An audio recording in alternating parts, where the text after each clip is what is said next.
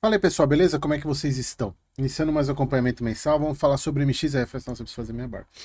Falar sobre o MXRF, mais um mês acompanhando aí este fundo que manteve os 9 centavos. Pessoal, e eu queria eu queria voltar no vídeo, deixa eu só pegar aqui se ele anunciou já alguma mudança de dividendo aqui.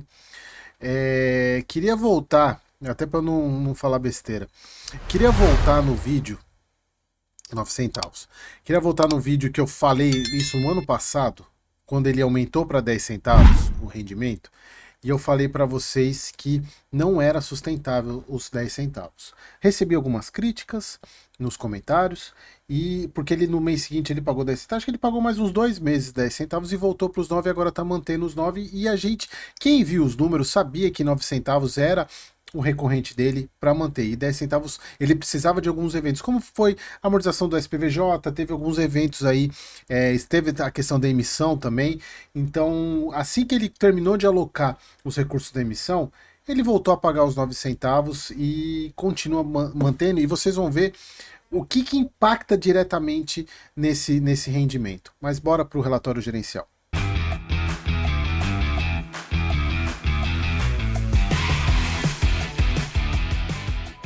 Então vamos lá, relatório gerencial agora de fevereiro, 9 centavos, assim como acho que o mês que vem também ele vai pagar, tá pagando, nesse mês aqui pagando 9 centavos também.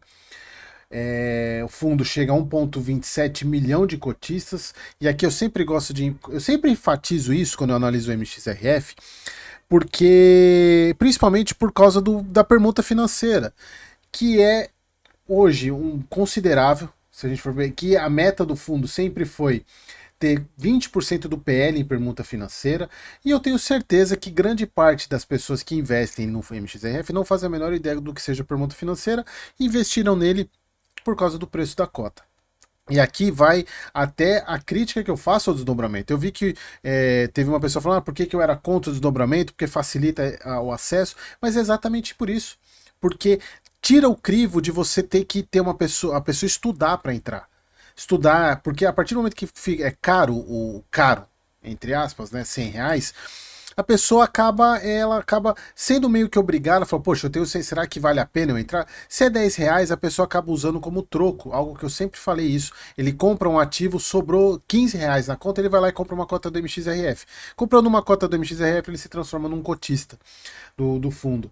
Então, assim, pessoal, não é crítica, aqui eu só tô falando um ponto e da minha visão do porquê que eu não vejo sentido um fundo ter esse preço, né? Inclusive o próprio HGBS vem aí, que eu achei que o desdobramento ele era necessário, mas não do jeito que está sendo. Poderia voltar para a base 100 e ele vai voltar para a base 20. Então, nas movimentações do mês, integralizado 172 milhões em CRIs, fundo imobiliário não teve nada, e em book de permutas, né, nas permutas financeiras, novos investimentos aí quase 4 milhões. O fundo teve um rendimento caixa de 0,8 centavos e mesmo assim pagou acima, né? Pagou os 9 centavos. E, pessoal, a gente vê aqui, ele está com uma reservinha de 3 centavos por cota, ou seja, ele manteve esses 9 porque ele tem reserva. E se a gente pegar aqui é o resultado de fevereiro, e eu coloquei aqui do lado, tirei um print do de fevereiro para vocês entenderem o que eu estou querendo dizer.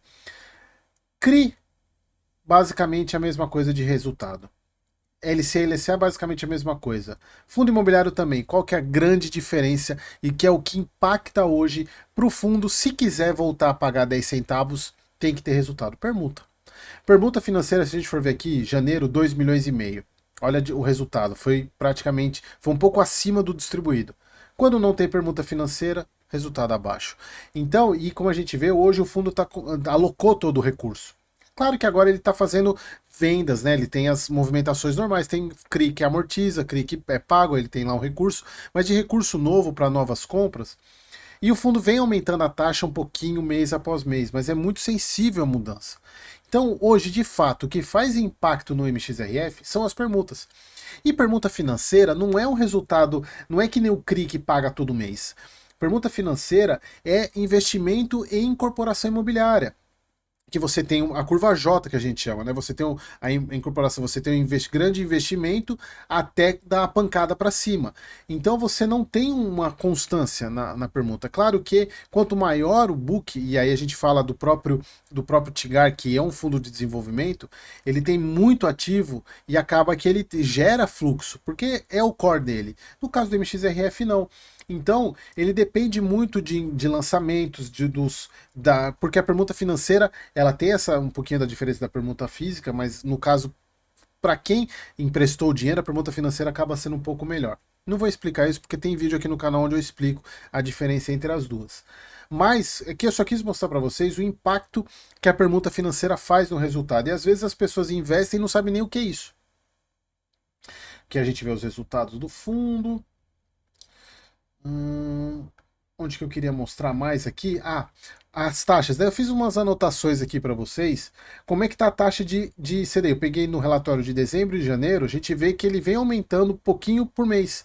2,50 para em dezembro, janeiro 2,62 e agora 2,67. Só a inflação que reduziu um pouquinho, mas ela aumentou de dezembro, ainda continua acima de dezembro, mas aqui é importante, principalmente os fundos de CRI, eles vêm aproveitando esse momento de taxas altas para dando uma incrementada nas taxas de aquisição dos CRIs, até para carrego, na hora que essa taxa de juros começar a cair. Porém, na hora que começar a cair, pode ser que o fundo tenha alguns ganhos de marcação também, né?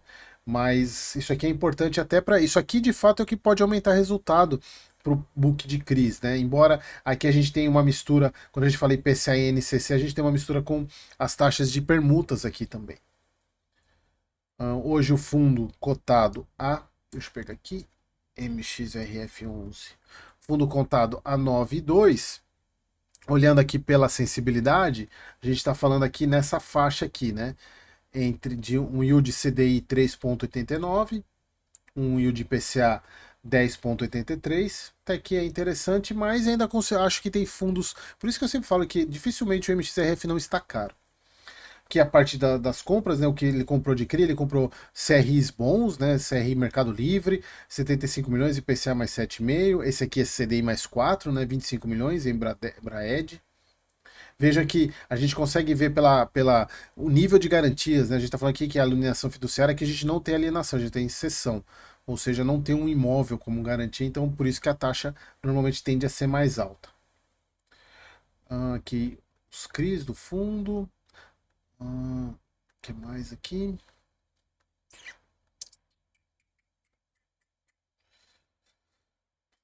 Eu gosto bastante, é bastante informação para você, isso aqui para ler, né? Bem bacana isso. Não teve movimentação no book de fundo imobiliário, então continuamos na mesma situação.